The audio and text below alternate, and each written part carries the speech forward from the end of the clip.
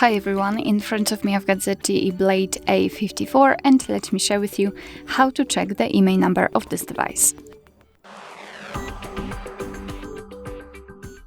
So let's start with the first way of checking the IMEI number, which requires a secret code. So let's open the dialer, let's tap on the keypad and enter the code, which is *#06#.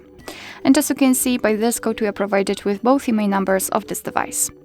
So let's tap on OK and let me show you another way through the settings. So let's tap on it. And here we have to scroll down to the very bottom to find About Phone. Now we have to try to localize the IMEI numbers, and as you can see they are right here, so we fortunately do not have to enter any other sections.